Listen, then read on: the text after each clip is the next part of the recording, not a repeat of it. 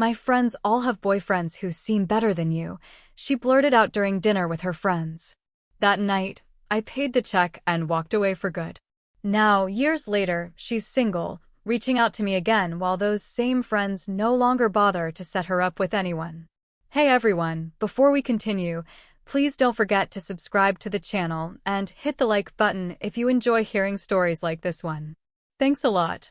This entire thing happened about 4 years ago, but I'm only sharing it now because I finally feel like I need to process what on earth went down.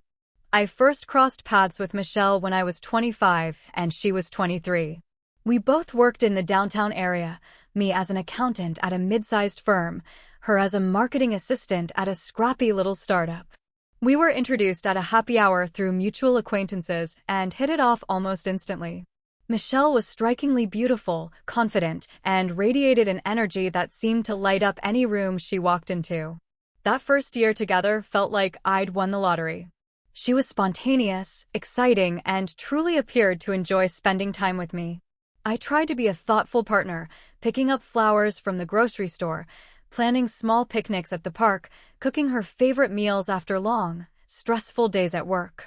She'd laugh, call me sweet, and I felt like I was doing everything right. I honestly thought I was the luckiest guy alive. But problems began creeping in when Michelle became close with 2 girls from her yoga class, Brittany and Ashley. Both of them were dating men who were much more flashy than I ever was. Brittany's boyfriend, Derek, had a BMW, wore nothing but expensive clothing, and never shut up about his investment portfolio. Ashley's boyfriend Marcus supposedly owned a business, showered her with jewelry, and loved taking her to fancy restaurants. At first, Michelle would just mention things in passing when she got back from seeing them. She'd casually say Brittany showed me the bracelet Derek bought her. It's stunning. Or, Ashley told me Marcus surprised her with a Napa Valley weekend getaway. Sounds incredible. When I suggested we take a short trip somewhere ourselves, her face would drop like I'd just proposed camping in a swamp. Maybe something a little more special, she'd reply with a half smile. About 6 months into our relationship, we started joining those group dinners. Derek always picked restaurants where the cheapest dish was at least $40, and he'd act mock surprised whenever I glanced at the menu prices. Marcus, meanwhile, would arrive wearing a new luxury watch every single time, clearly making sure everyone noticed. I wasn't broke by any means, but I was an accountant, not a banker or venture capitalist. I budgeted, compared prices, and believed that spending $200 on dinner for 2 was unnecessary when you could cook something just as good at home for 20. During these dinners, Michelle grew quieter. She'd sit silently while Brittany and Ashley bragged about gifts or exotic trips, and I could feel her shrinking beside me. If I tried to join the conversation, someone would quickly change the subject or talk over me. Michelle would then make comments like, "Jake's more practical than romantic," followed by a nervous laugh as if apologizing for me. What hurt the most was her expression. I'd catch her glancing at Derek's watch or Marcus' expensive shirt, then looking back at my simple button-down and khakis with visible disappointment. I began to dread these gatherings, though Michelle insisted they were important for her social life. As time went on, those group dinners became something I absolutely dreaded. Michelle, however, acted like they were crucial for keeping up her social circle. Each time, the same routine played out. Derek showing off his latest expensive watch, Marcus boasting about his business ventures, and both of them making sure everyone knew how much money they were spending on their girlfriends. Michelle's attitude started shifting. The little things I used to do, like bringing her flowers or planning a cozy night at home, no longer seemed to mean anything. When I showed up with a bouquet, she'd sigh and say, "You don't have to do that." But not in an appreciative way. More like she was embarrassed. If I ordered her favorite takeout and set up a nice movie night, she'd spend the evening scrolling through Instagram, staring at her friends' pictures from expensive restaurants. She also started hinting that I should spend more on nicer clothes, on fancier dinners, even on upgrading my car. I tried explaining that I was saving money for a down payment on a house someday, but she would get annoyed, saying things like, "You're always saving for something." Her friends weren't subtle either. Derek liked to drop comments about how playing it safe isn't attractive, and he'd glance right at me while saying it. Ashley would bring up how a woman should know her worth whenever relationships came up, making it clear she thought Michelle deserved better. Michelle never defended me. If anything, she seemed to nod along with them. Then came the dinner that changed everything. It was a Friday night in October, and we all went to a high-end steakhouse downtown. Everyone else ordered expensive cocktails and pricey steaks. I just ordered chicken and a beer. Reasonable, but apparently embarrassing enough that Michelle literally cringed across the table. Midway through the meal, Derek proudly announced that he was taking Brittany to Paris for the weekend. Just because, he said with a smug grin. Brittany squealed with excitement, showing everyone photos of the first-class tickets and the luxury hotel they were staying at. Michelle leaned over to look, her expression falling as she swiped through the pictures. Moments later, Marcus pulled out a small Tiffany box and slid it across the table to Ashley. "Saw this and thought of you," he said smoothly. Ashley opened it to reveal a diamond tennis bracelet that probably cost more than I made in a few months. She gasped and showed it off to everyone, practically glowing with joy. Marcus basked in the attention. Michelle stared, then muttered, "You guys are so lucky." But her voice had an edge to it. She quickly ordered another martini. I could feel the mood souring, so I tried to compliment Marcus and Ashley, saying, "That looks great on you, Ashley." She smiled in that condescending way adults do to children and said, "Thanks, Jake. It's important to be with someone who prioritizes making you feel special." Michelle grew more restless and kept drinking.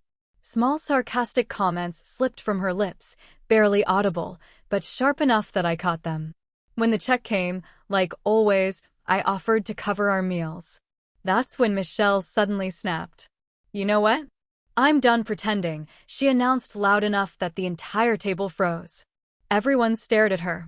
My stomach dropped, but I managed to ask, "What do you mean?" She gestured. "Around. Look at this table, Jake. Every single one of my friends has a better boyfriend than I do." The restaurant seemed to go silent. Brittany and Ashley exchanged awkward glances. Derek smirked, clearly enjoying the drama. "Michelle," I started, but she cut me off. "No, I'm serious. Brittany gets trips to Paris. Ashley gets jewelry. And what do I get? Grocery store flowers and dinner at Olive Garden. That's not love, Jake. That's just boring." My face burned. I tried to defend myself, stammering, "I thought you liked those things." She shook her head, her voice rising. "Look at what they get. Adventure, excitement, men who actually impress them. And me? I get someone who thinks splitting a Netflix password is romance." By now, Brittany looked uncomfortable and tried to intervene. "Michelle, maybe." But Michelle kept going louder and harsher. "I'm embarrassed to even sit here with you. Everyone at this table knows I could do so much better." The silence was deafening. A couple at a nearby table openly turned to watch. My hands shook as I reached for my wallet. I pulled out enough cash to cover everyone's meals, dropped it on the table, and stood up. "Excuse me," I said quietly. Michelle glared. "Where are you going?"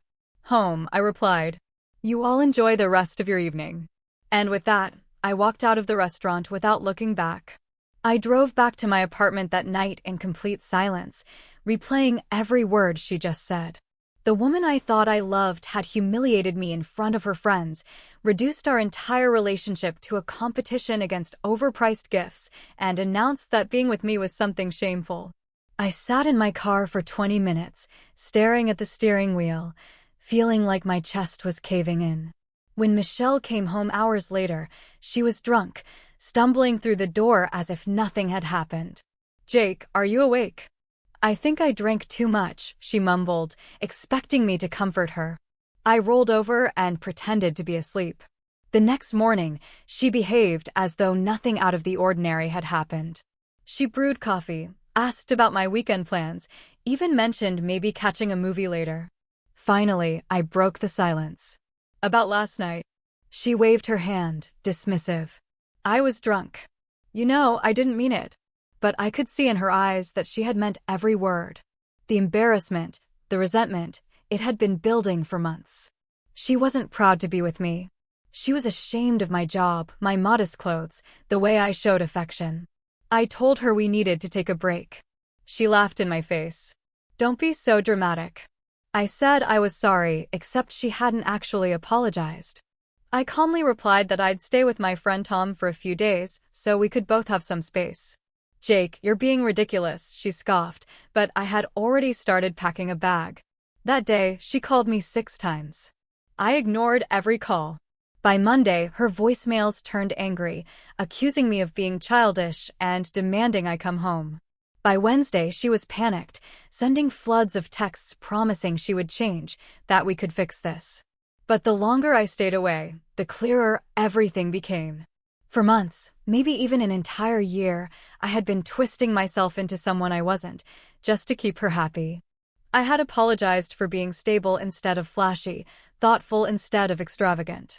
I had been ashamed of my own values, all because she thought they weren't enough.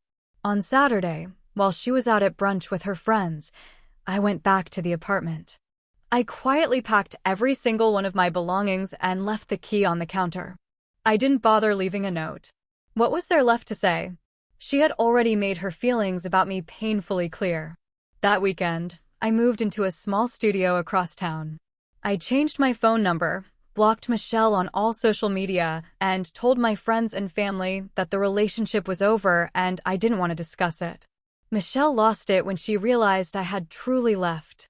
Tom later told me she called him in tears, begging for my new number.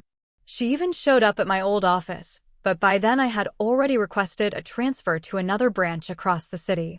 For the first few months after, she tried everything, sending mutual friends to pass along messages, having Brittany and Ashley reach out on social media, even once having her sister call me about how heartbroken Michelle was. I ignored every attempt. Surprisingly, I wasn't even angry anymore. After the first few weeks, I just felt empty and detached. Michelle had already shown me who she really was. Once you've been told you're an embarrassment, that your love is inadequate compared to someone else's money, there's no way back. Instead of chasing what was gone, I threw myself into my work. Within 8 months, I was promoted to senior associate. I started hitting the gym regularly, picked up hobbies I had abandoned, and reconnected with friends I had drifted from during the Michelle years. For the first time in a long while, I actually felt like myself again. Through mutual friends, I would occasionally hear bits and pieces about Michelle's life after our breakup. She had apparently thrown herself into dating apps, determined to upgrade to the type of man she thought she deserved. On paper, the guys looked impressive. Finance bros, flashy entrepreneurs, men with fancy cars and luxury wardrobes. But in reality, things didn't go the way she hoped. One man turned out to be married. Another still lived off his parents' money and didn't even have a real job. A third expected her to sleep with him on the first date just because he paid for an expensive dinner. She kept complaining to her friends that modern men didn't treat women properly anymore.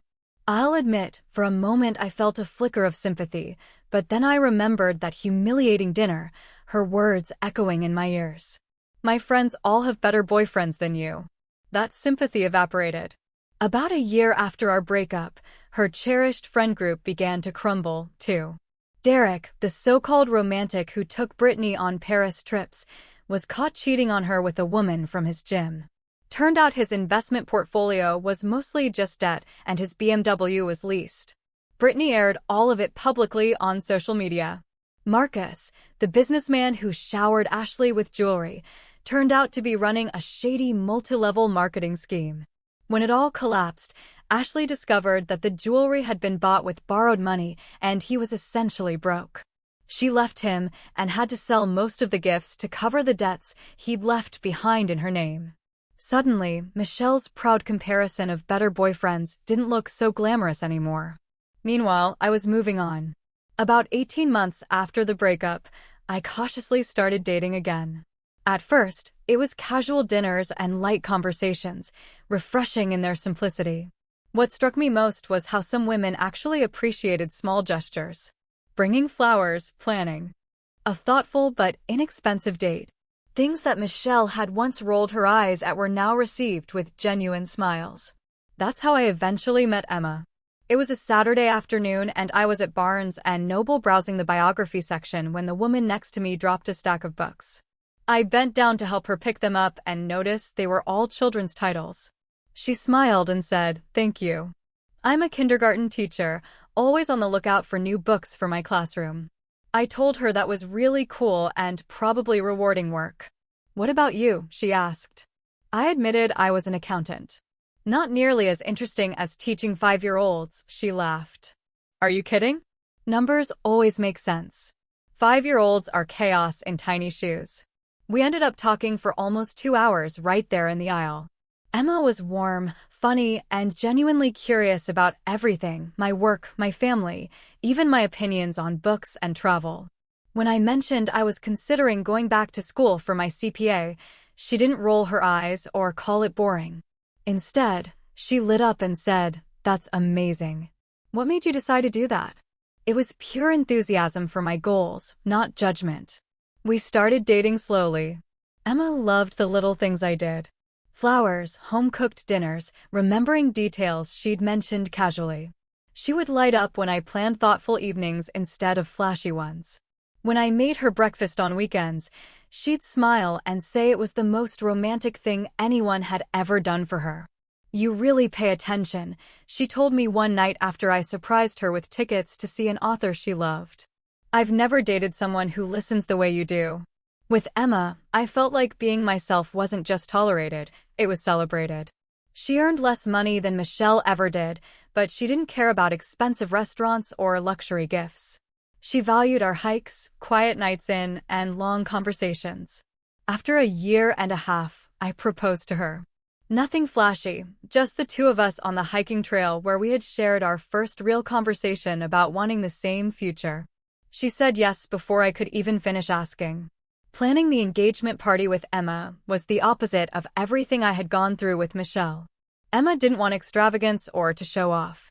She wanted something simple filled with good food, laughter, and the people we loved. No competitions, no one-upmanship, just genuine joy. The party was held in Tom's backyard on a warm Saturday evening. About 50 friends and family members came. Nothing fancy, just a rented tent, fairy lights strung between trees, and a cooler full of drinks. Emma looked radiant in a simple blue dress. And I couldn't stop smiling as I watched her laugh with my parents, who adored her. I was pulling drinks from the cooler when I noticed a familiar figure standing nervously by the gate. Michelle.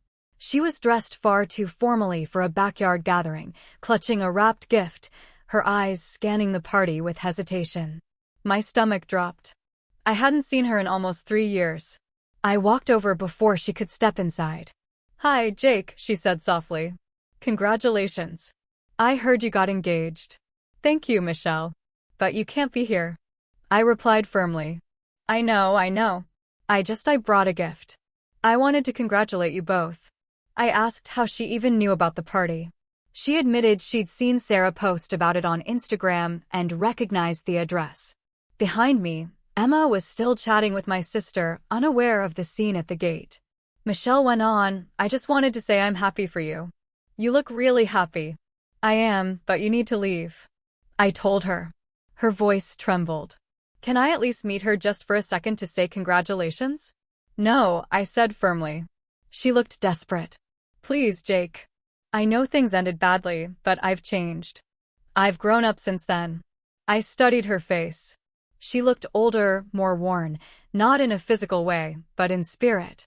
That confident, vibrant girl I once knew was gone, replaced with someone carrying regret and desperation. "Michelle, I'm engaged to someone I love deeply. This is our moment. You being here isn't appropriate." Her eyes welled with tears. "I made a huge mistake with you. I see it now. I'm glad you figured that out. But it doesn't change anything." She shook her head, almost pleading. "But we had something real, Jake. Before I screwed it all up, we had love." I looked at her for a long moment, then turned my gaze back to Emma, who was now laughing at something my dad had said. "No, Michelle. What we had wasn't real. Real relationships don't involve one partner being embarrassed of the other. Real love isn't about how much money you spend or what car you drive. You knew that. You just decided I wasn't enough. Tears finally slipped down her face. I was young and stupid. I didn't know what mattered. You didn't know. You just didn't think I mattered.